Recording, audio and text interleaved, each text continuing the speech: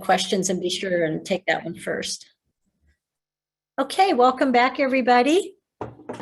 I hope you had a break from being indoors. I know some of you found ways that are novel and unique to actually take your technology outdoors with you. I hope you're able to do that. It's a hot one here in Palm Springs today. By 7:30, it was already on my neck when I was out walking, really, really hot. So we're going to pivot into the next topic, which are engines that you can share with the public to help them search for drought, heat, and pest-resistant trees for all climate zones of Southern California. Some of the trees I'll mention do well, fortunately, in just about all the climate zones. Many of them are of course, more specific based on coastal, inland, or desert. But we're getting there as far as coupling both drought and heat with pest resistance. So I think this is a topic that as we continue with the hopefully, not too lengthy, but reality of drier and hotter urban heat islands, that we're sharing these search engines to help themselves select these appropriate trees. We talked earlier about how living plants can directly cool the environment. So we talked about 40 to 60 degrees cooling of actual asphalt surface temperatures by trees, by fake grass, about the same cooling potential of trees. And I think now, though, if we shift to, if we're going to actually be able to realize these real significant ecosystem benefits of our landscape trees, then we need to make sure that it's right plant, right place, and then right care. But if you don't have the species mix that's going to work for you, then anything else is a moot point. So just remember, again, share the benefits of trees with the general public.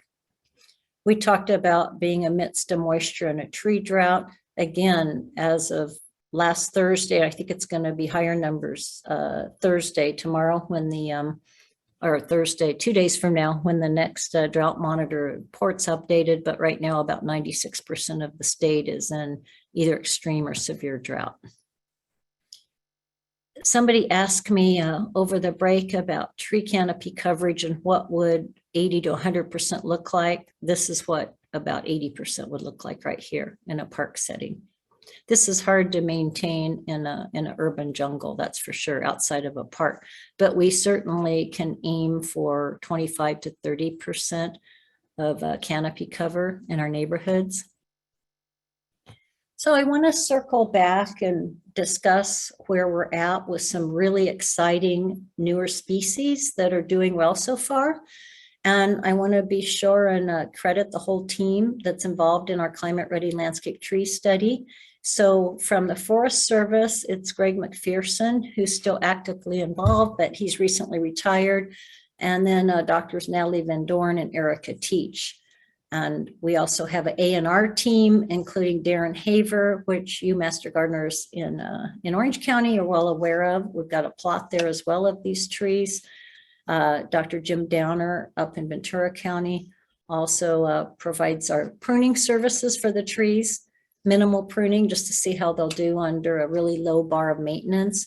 And then of course, Allison Berry, who's also retired from UCANR up at UC Davis. So I'm really, I'm thrilled to be a part of this team. You can see on the right, the 12 species of trees that in this case, we chose because they're very underplanted, but have a great deal of potential to perform well in inland valley areas of Southern California. 2 of these trees listed here are only coastal planted. So those are planted at South Coast Research Station. For those of you not familiar with South Coast Research Station, it's adjacent to the Cooperative Extension Office in Orange County. If you haven't been there, fantastic field trip. And this and many, many other research projects that are boots on the ground, really applied, are there for your touring pleasure. So coastally, if you look at the picture on the right, you'll see the Brazilian cedarwood. We already know that inland and in desert environments particularly, that's not going to thrive. So we only have that selected for the coastal site. The other one would be the Catalina cherry, I believe, whereas, yes, Catalina cherry is the third row, the final column there. So we selected these trees based on not only our scientific knowledge, but knowledge of landscape contractors, architects, master gardeners, those that are out in the field and have seen how these and other species perform in even hotter climate zones than they're currently most planted or even recommended in. So this was a starting point, along with using 3 different potential models posed by CalAdapt, which I'll talk about in a minute. These are 3 of the species that I particularly like that are doing fantastic. This is at our UC Riverside plot. I took this picture on the 15th of May. The water's been turned off since May 2020. These were irrigated in at about 80% of their evapotranspiration rates when planted 6 years ago. And then that was gradually reduced to 50%. And then again in March 2020, which if that rings a bell, that's the beginning of COVID month that's forever etched in our minds, water was turned off on them. So they're most of them, except for one, which was the island oak, just crashing during the drought. The rest of them are doing great. So a couple more pictures of them. Really a fun project. So I wanted to share some examples of strong performers from our trial to date, and also share that in regards to enhancing our habitat, our populations of pollinators, and just the general biodiversity of our urban environments, all the plant palette trees that you'll see that I'm referring to from our study currently represent 1% or less of the street tree canopies in Southern California. They're not all natives. A question popped up about native plants. Some natives, such as the Joshua trees, just aren't performing like they should. And the ones seeding at the base of the mother plant are perishing. And the only Joshua trees surviving so far over the last 2 years of drought, actually by birds or wind, were seeded at about 500 foot to 600 foot elevation above the mother plant. So native plants are a great starting point, but we really want to bring in these non-invasive, non-native plants to supplement the palette, because let's face it, we're not in the year 1855 and we no longer have conditions that these so-called native plants performed really well under hundreds of years ago. So another thing to recommend to the public, and I know that you've heard this before, but just a reminder that the public tends to use USDA zones rather than sunset climate zones. Remind them that sunset climate zones look at heat rather than just what's the last predicted frost date.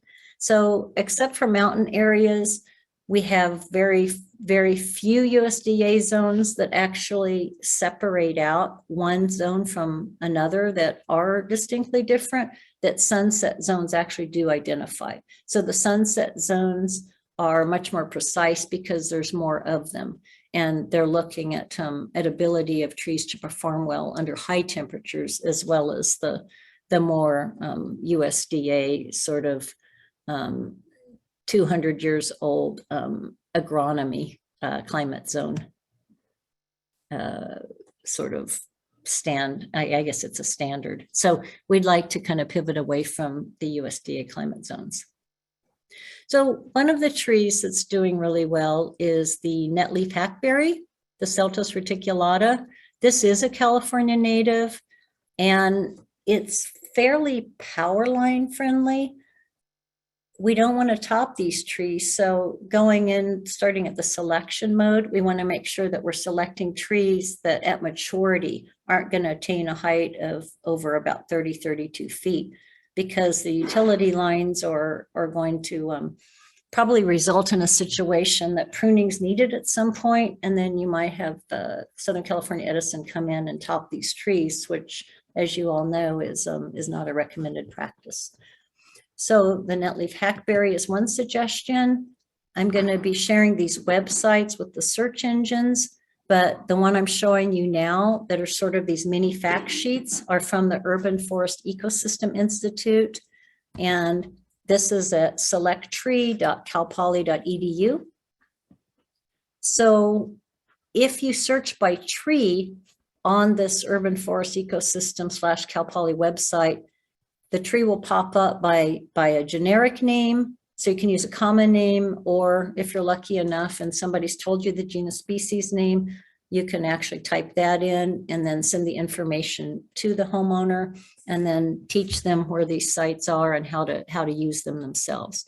So these trees all have specific conditions and constraints listed on these fact sheets. This website is kept up, and it's very timely and fairly up to date, although some of the nurseries that they're listing are no longer in operation, and there's a few nurseries that are carrying some of these trees that are not listed. So the Maverick mesquite is another tree, the Prosopis glandulosa. These are all drought, heat, as well as pest tolerant. And as you know, if you have an abiotic incidence in which through drought or through a sudden heat spell, the tree is stressed, then that's just more opportunistic for a pathogen. So a disease-causing organism or an invasive insect is much more likely to attack a stressed tree, whether it's already stressed from an abiotic or a biotic issue. So it's just important that we consider that triad: heat, drought, and pest-resistant trees. So these are ones from our study that I'm highly recommending. And you'll see on these fact sheets that there's insignificant problems. There's no true pest or disease resistant or tolerant tree, but some succumb to much less invasive insects and much less important diseases. So an aphid here and there is not going to kill your tree. One of my favorites is the pistachia red push. It's a hybrid between two other species. This one comes out of Arizona. It's deciduous. It grows really quickly. It grows about 18 inches. Most of these about 1.5 feet to 2 feet a year. And it's relatively short, and it's got beautiful red foliage, which really adds some contrast with an ordinarily green landscape. So sunset zones for this one are 8 to 24. Which covers basically all of the counties that you're master gardening in, and probably all of your residencies as well. This may be my very favorite tree right now, the desert willow bubba. It's also a very well-engineered tree for all the Southern California environments. I love the pendulous blooms on it, kind of a crimson pink, really a pretty tree. These are all low maintenance as well. So again, look at sunset zones 7 to 14 and 18 to 23. So that includes the desert, inland environments, and also the coastal environments. This tree I recommend with caution because it grows so large. The Indian rosewood at maturity is going to grow up to 60 feet, as you see on the tree characteristics. So it makes a great park tree, or if there's adequate space in one's backyard, it can also work well in that situation, but certainly not in a narrow side yard, not next to a sidewalk, because inevitably there's going to be some buckling, and probably not in a smaller front yard as well. These trees to perform maximally would need 3,000 to about 3,500 cubic feet of below ground of root space to accommodate the growing tree that has, as it grows, an architecture that demands that the top is balanced with the bottom. So you have to have the above ground and below ground portions of the plant working well together so that the tree doesn't topple or fail just because of lack of root space as the tree gets larger and larger.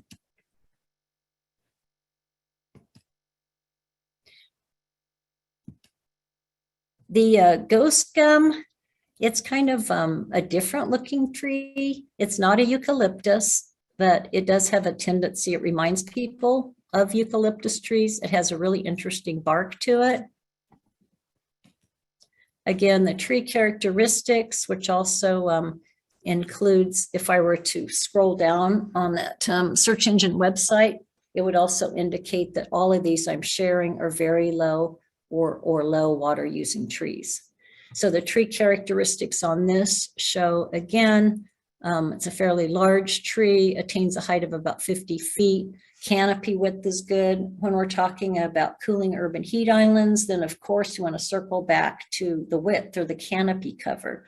So palm trees, not so much, right? So the considerations, I now have a separate screen share. When you go to this website, it's all on one page, but you'll see here that disease and pest susceptibility, armillaria, root rot, and beetle borers. We've seen that, but very minimally. And that's also been in conditions of which that tree is not necessarily recommended. So here's another interesting tree, the Palo Blanco. It's an acacia. There's dozens of species of acacias that grow really well in climate zones throughout California. This is one that has a willow look to it. When you go to these websites, you can click on these thumbnails and you can enlarge the pictures. And then again, you can share with the public what you found and teach the public to teach themselves how to use these websites.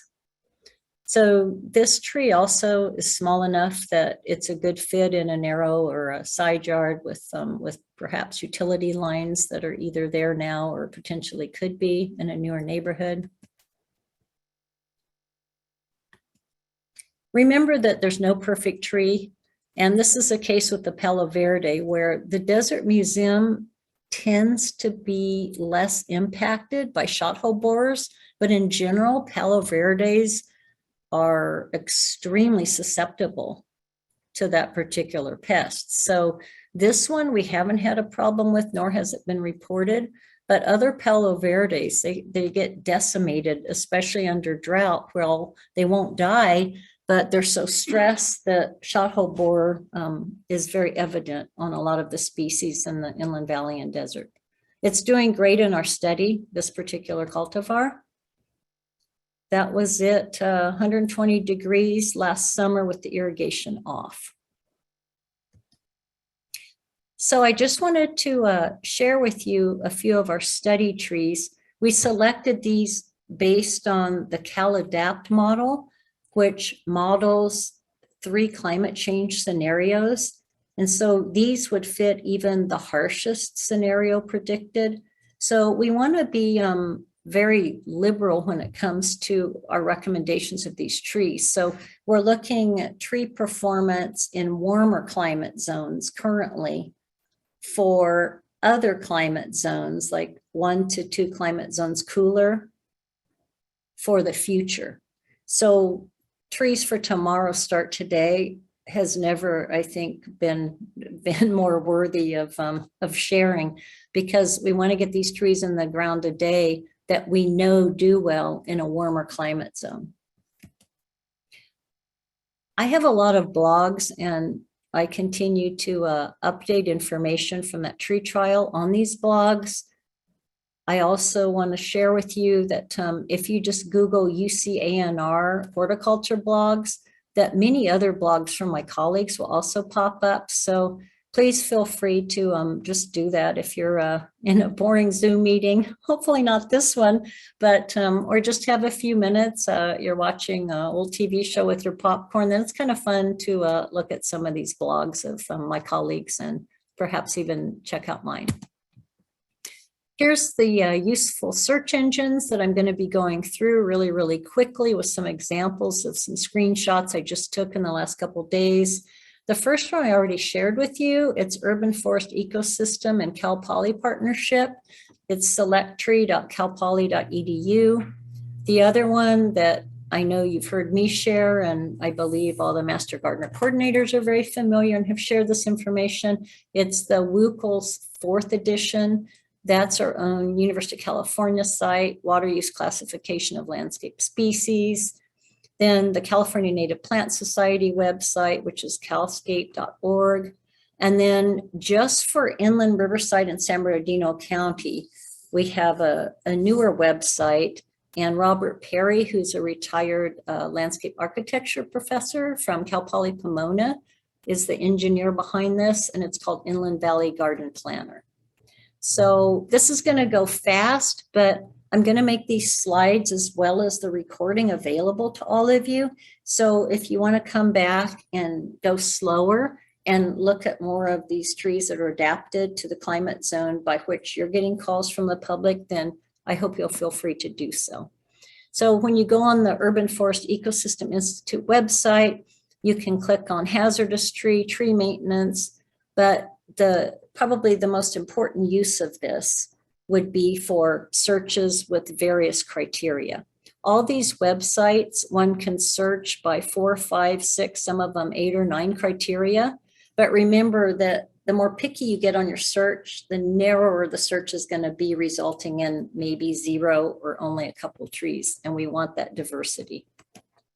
So I just put this slide in because this is a partnership that includes the Forest Service and CAL FIRE. And I want to make sure that everybody that's been involved in this, this search website that I consider one of the best is credited for their time and effort.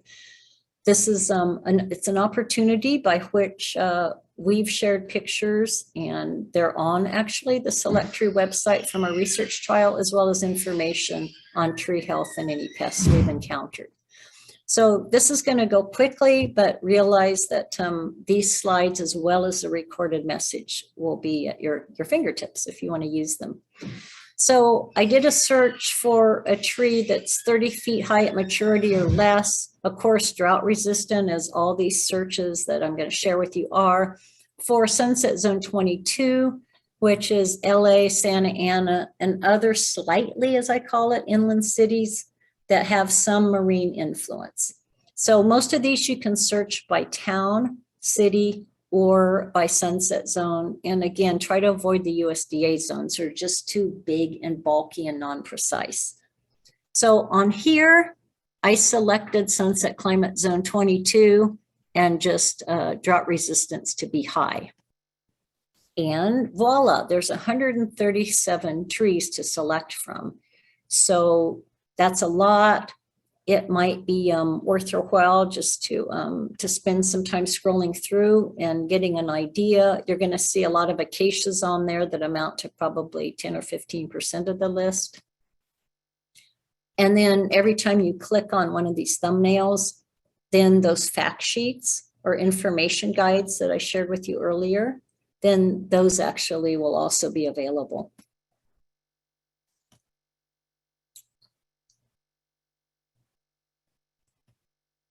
So if you search for the Inland Valley, which one of the major zones for Riverside and San Bernardino valleys is 19, and I didn't put any height restriction. I just searched for drought resistant trees, and there's 275 selections. Again, it's very specific to right tree, right place. So that doesn't mean that every member of the public that calls you should go on the site and say, oh, I have 275 choices. They need to narrow it down accordingly by whether they want deciduous or evergreen, whether they have a particular type flower they want, whether they have an interface with the urban and woodlands where you want to stick as much as possible to native plants. But this is the starting gate.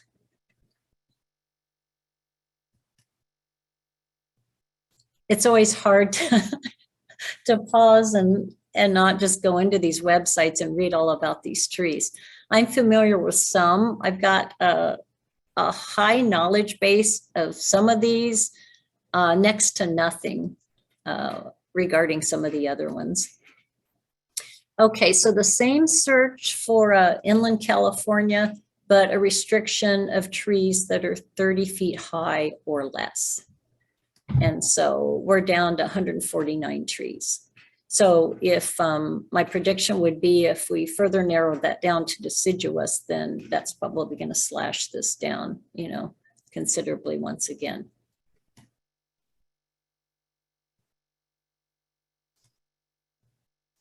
Okay, I didn't leave the Desert Master Gardeners out. So for Victorville, which is Sunset Zone 10, and Barstow 29 Palms up there by Joshua Tree at Sunset Zone 11, same search, looking at a max of 30 feet high and putting in both those zones. So you can also search all if you wanted for all of Southern California, but I included both of those zones. And here's some of the recommendations. This is quite a reputable site. It's also free, and it's if you have a .edu or a .org site, remember that's probably preferable to a .com site that's trying to sell you something.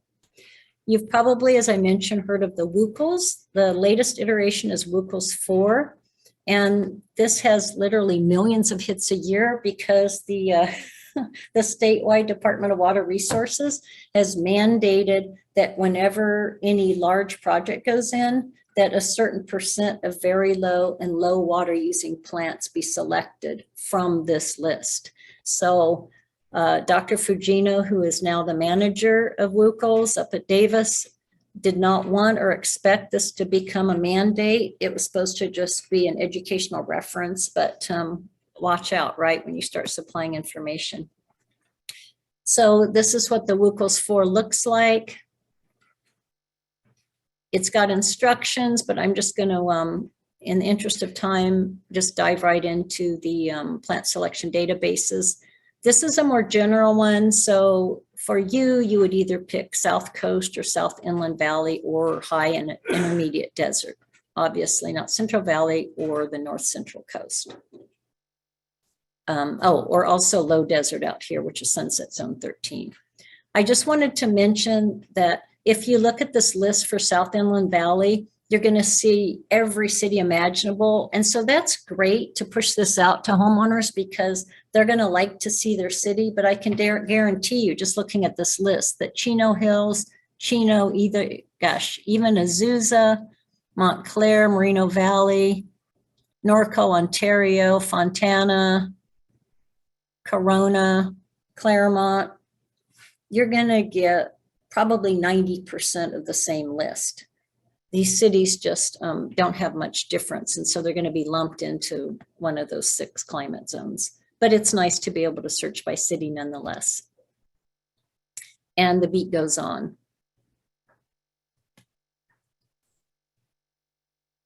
So you can search on all of these websites except select tree by plant type. So these are really great for ground cover searches as well as shrubs and annuals and perennials besides woody plants, besides the trees that I'm focusing on.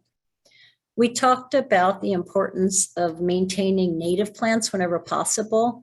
This is a bottom line, but remember, they're not always adapted to our current conditions. It's a great starting point, but please remember that the public really needs to understand that supplementing our narrowed California native plant database with non-invasive, non-native, yet plant-specific for climate zone trees is really going to enhance the number of biodiversity trees in the plant palette, and that's a good thing. So when you get to this website, the first thing that I suggest you do is go to advanced search. When you go to advanced search, then you can type in native to, and for this search, I typed in native to Los Angeles, tree, part shade, medium drainage, and very low or low water requirements. So it also has a list of nurseries. Same point I made earlier, some of these nurseries are closed. There's some nurseries that have these native plants that aren't listed. So take all that with a grain of salt, but the intentions here are good. You could click on fragrance, flower color, flowering season.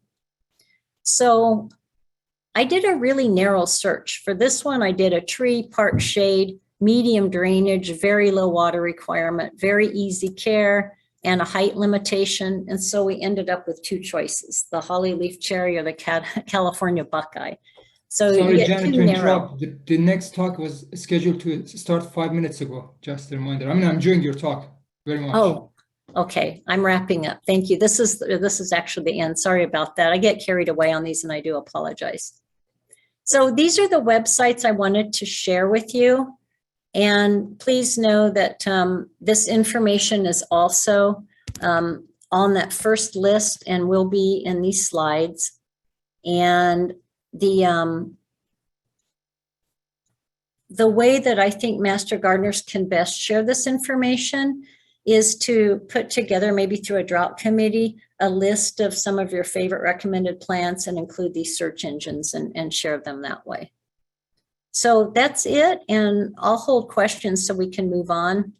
And again, I apologize for going a little over. It's exciting for me, and I'm sorry.